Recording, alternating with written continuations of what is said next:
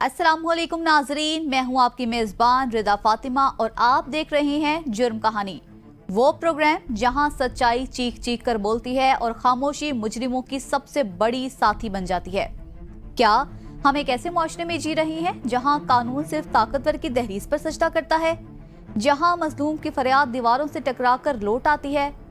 रोज एक नया जुल्म, हर सुबह एक नया नोहा और हर रात एक नई बेबसी। जुर्म कहानी सिर्फ एक प्रोग्राम नहीं, ये उन आंखों की पुकार है जो सच को देखने के बाद भी बंद कर दी जाती हैं। ये उन लबों की सदा है जो इंसाफ मांगते मांगते खामोश हो चुके हैं। आज हम एक ऐसे जुर्म की हकीकत से पर्दा उठाएंगे जो सिर्फ कानून की कमजोरी नहीं, हमारे जमीर की खामोशी का भी मातम है। जी हाँ, ये दास्तान है जुल्म की और सवाल है हम सबसे कि क्या हम फिर खामोश रहेंगे या सच्चाई के साथ खड़े होंगे। आइए चलते हैं उस सच की तरफ जिसे छुपाने की बहुत कोशिश की गई, मगर जुर्म कहानी में कोई हकीकत छुप नहीं सकती। नाजरीन, पाकिस्तान की मईशत एक खामोश मगर शदीद जंग का सामना कर रही है। एक ऐसी जंग जिसमें गोलियां नहीं चल रही लेकिन खजाना खाली हो रहा है। एक ऐसा माफिया जो कानून, ज़ाब्ते, हत्ता के मुल्क के मफाद को रौंद कर सिर्फ अपने मुफाद का खेल खेल रही है। यह है सिगरेट माफिया जो अरबों रुपए का टैक्स चोरी करके पाकिस्तान की बुनियादों को कमजोर कर रही है। आज हम पर्दा उठाएंगे उस गैर कानूनी कारोबार से जो सस्ते गैर कानूनी सिगरेट बेचकर पाकिस्तान को अरबों का नुकसान पहुंचा रहा है। तो चलते हैं अपने नुमाइंदे अरशद शाद की जानिब जो हमें इस घिनौने कारोबार के बारे में तफसीलात फराहम करेंगे। जी अरशद, बताइए। पाकिस्तान में सिगरेट साजी की सनत दो वाज़े हिस्सों में तकसीम हो चुकी है। एक तरफ दो बड़ी कंपनियां हैं जो मुल्क की मईशत में रीढ़ की हड्डी की हैसियत रखती हैं। उन्होंने गुज़िश्ता माली साल 297 अरब रुपए का टैक्स कौमी खजाने में जमा करवाया। इनकी हर प्रोडक्शन लाइन पर ट्रैक एंड ट्रेस सिस्टम मौजूद है और हर पैकेट पर बाकायदा टैक्स स्टैंप लगाया जाता है।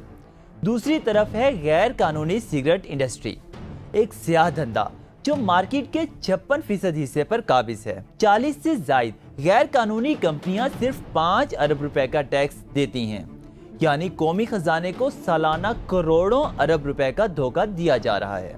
2025 की एक रिपोर्ट के मुताबिक मुल्क के 19 अजला से 413 सिगरेट ब्रांड्स की मौजूदगी सामने आई, लेकिन इनमें से सिर्फ 19 पर ट्रैक एंड ट्रेस सिस्टम का स्टैंप लगा था। बाकी 394 बगैर किसी हिसाब किताब के, बगैर किसी कानून के खुली टैक्स चोरी में मुलविस हैं। ये बताओ 150 की रेंज में कौन सी सिगरेट है? कौन सा चाहिए? कोई भी दिखाओ। और इससे कोई सस्ता हो जो 120-30 में आती है। ये क्या है? बस ये दो है। ये 120 का है। दिखाओ दिखाओ दिखाओ। 120 का। ये भी 120 का है। 120 का।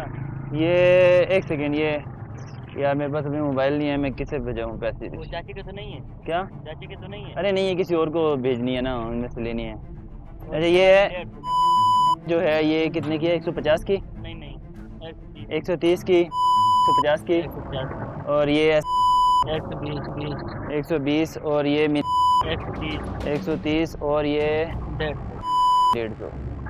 नाजरीन, सवाल ये है कि ये सब कैसे मुमकिन है? एक ऐसा मुल्क जो IMF से कर्ज लेने के लिए कानून बदलने पर मजबूर है, वहां अरबों रुपए का गैर कानूनी कारोबार खुलेआम क्यों हो रहा है? ये नौजवान, ये कंपनीज, ये ताकतवर लोग कैसे ऐसी दीदा दलेरी से जुर्म करते हैं? क्या ये सब हमारी खामोशी का नतीजा है या निजाम इंसाफ और इदारों की नाकामी? दोस्त कोई और बताए ना जो थोड़ी सस्ती भी हो लेकिन अच्छी हो कंपैरेटिवली बाकी सिगरेटों से। लोकल ही दिखा दें, कोई दिखाएं। 120 वाली, 30 वाली, 40 वाली कोई भी दे दें। और कोई इसकी सेल है? ये कौन सी है? चीज मैं पूछ लूं। 140 रुपए की खरीद के लाया। कहते हैं ये पाकिस्तान मेड है लेकिन शायद टैक्स नहीं देते, इसलिए ये 140 रुपए की। हम आगे चलते हैं, आगे चल के देखते हैं। हुकूमत ने ट्रैक एंड ट्रेस सिस्टम नाफिज किया ताकि टैक्स चोरी को रोका जा सके, लेकिन आज भी 54% सिगरेट ऐसे हैं जो बगैर स्टैंप के फरोख्त हो रहे हैं। हुकूमत ने हर सिगरेट पैकेट की कम से कम कीमत 162 रुपए 25 पैसे मुकर्रर की, लेकिन मार्केट में 332 ब्रांड्स इससे कम कीमत पर फरोख्त हो रहे हैं। ये सब मुमकिन है क्योंकि ये सिगरेट बगैर टैक्स के बनाए और बेचे जा रहे हैं। ये इतनी सस्ती कोई यार जो 150 तक इससे कम वाली होके दे दे, कोई 150 से 150 से कम वाली कोई है तो दे, दिखाए ना। कोई भी 150 से कम वाली कोई भी सिगरेट दे दो जी, 150 से कम वाली कोई भी दे दो। 150 हाँ दे, पैसे दिए। हाँ ये रेड है 120 की है। और कोई है? और कोई है? ठीक है, इसके अलावा और कोई नहीं, और कोई भी नहीं है। SMS वगैरह ये सनत छोड़ो, ये कितना है? ये 120। हाँ एक SMS में मिली है, वो भी 120 की है। कौन सी लेनी है इनमें से? चश्मे वाला पानी है, जाओ ना हाँ। दे जाओ तो ये SMS है, 120 की है। लोही जल्दी बहुत ऊपर है। एक मिनट, ऊपर दिलो ना, बड़ी पत्थर जाओ, बड़ी पत्थर तक है, बड़ी तल्ला जमीन पे मिलानो या कोई उस टाइप की और कोई। ये गैर कानूनी सिगरेट आज़ाद कश्मीर के शहरों मुजफ्फराबाद, मीरपुर और भिंबर में तैयार होते हैं और फिर पाकिस्तान के मुख्तलिफ इलाकों में स्मगल किए जाते हैं। ये माफिया ट्रकों, बसों, हत्ता के जानवरों के जरिए भी स्मगल करती है। इन फैक्ट्रियों के ताने बाने खैबर पख्तूनख्वा के कारोबारी अफराद से जुड़े हैं। यहाँ तक कि इस्लामाबाद में एक रिटायर्ड हाई कोर्ट जज की जमीन पर खुफिया फैक्ट्री पकड़ी गई। जामशोरों में एक फैक्ट्री का ताल्लुक एक साबिक सेनेटर से जुड़ा पाया गया। मुजफ्फराबाद की वेवार्ड फैक्ट्री मर्दान के सियासी खानदान से जुड़ी है। ये सियासी पुष्टपनाही की मौजूदगी में पंजाब और सिंध के कई छोटे शहरों में फैक्ट्रियां बेखौफ चल रही हैं। सस्ती क्यों है? हालांकि ये तो बाहर की है ना, ये वाली दोनों तो। ये 280 की लाइट सर्विस होती है।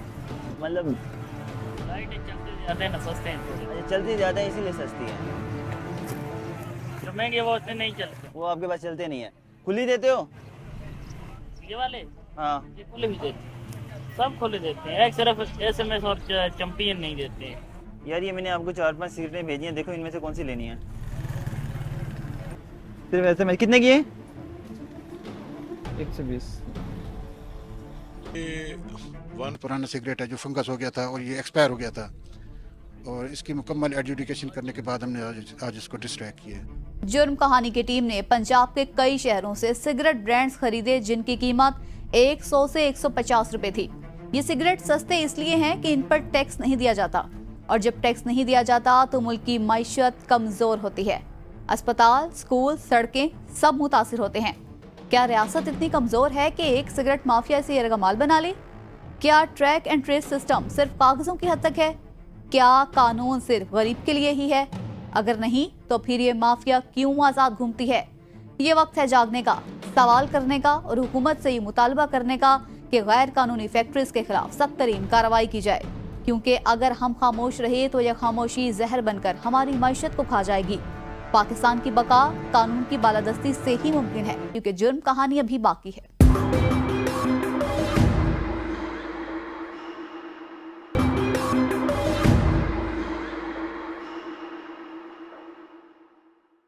नाजरीन, जुर्म सिर्फ गली कूचों में नहीं होता।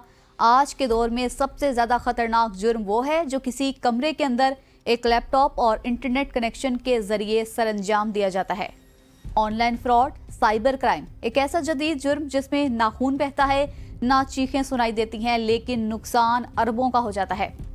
पाकिस्तान से चलने वाली एक बैनुल-अक़वामी साइबर क्राइम नेटवर्क का भांडा फूट गया, जिसने बैरून मुल्क मुकीम शहरियों को निशाना बनाकर करोड़ों डॉलर बटोरे। मुल्तान के ब्यूरो चीफ अख्तर शेख की ये चौंका देने वाली रिपोर्ट आप जरूर देखें। 1% पॉपुलेशन ख़वातीन पर मुश्तमिल है। उनको चाहिए अपने हुकूक के लिए आवाज़ उठाएं। जिस तरह का भी तशद्दुद हो रहा है, चाहे वो ससुरालिये कर रहे हैं, किसी और तरह से हो रहा है, हरासमेंट हो रही है, उनको चाहिए रिपोर्ट करें। हमारी CM पंजाब मरियम नवाज शरीफ ने बहुत से डिपार्टमेंट बना दिए हैं जिसमें हरासमेंट के हवाले से, तशद्दुद के हवाले से प्रोटेक्शन देते हैं। हमारी ख़वातीन को बहुत ज़्यादा रिस्पेक्ट और ऑनर दी जा रही है।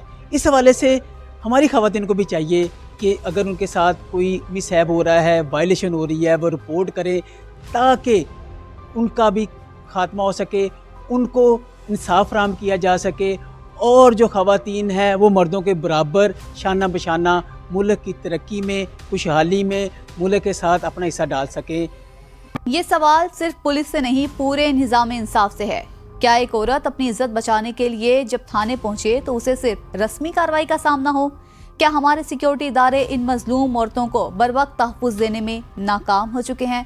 और सबसे बढ़कर, क्या मुआशरा इन जालिम मर्दों और औरतों को कभी मुजरिम समझेगा? अगर नहीं तो ये जुर्म कहानियां कल को किसी और की बेटी की हकीकत बन सकती हैं। हवा की बेटी तशद्दुद का निशाना बन रही है। इस हवाले से हमारा कानून क्या कहता है? मैं इस वक्त सीनियर एडवोकेट आसिफ मलिक साहब, जो कि डिस्ट्रिक्ट बार के सेक्रेटरी के उम्मीदवार भी हैं, उनसे बात करते हैं, उनसे पूछते हैं, उनके पास मौजूद हूँ कि इस हवाले से हमारा कानून क्या कहता है। सर बताइएगा, जो ससुरालिये तशद्दुद करते हैं अपनी फैमिली पे, अपनी जो बहू पे, उस पे हमारा कानून क्या कहता है? बिस्मिल्लाह।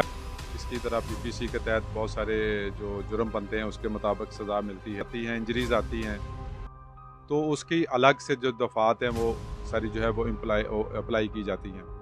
इसी तरह बहुत सारे और जो मामला है, अगर कोई किसी का और मैटर कोई फैमिली का इशू बन जाता है तो उसके लिए फैमिली लॉ है, वो फैमिली कोर्ट्स मौजूद हैं, हर ज़िले में हर तहसील सतह पे मौजूद हैं और बड़ा अच्छा वो काम कर रही हैं। उसके मुताबिक जो है वो ख़वातीन के पास राइट्स हैं, तो वहाँ पे जाके अपने केस अप्लाई करें और अपना जो भी ग्रीवियंस है वो जाके बताए और जो कोर्ट है उसके मुताबिक वो फैसला कर देती है।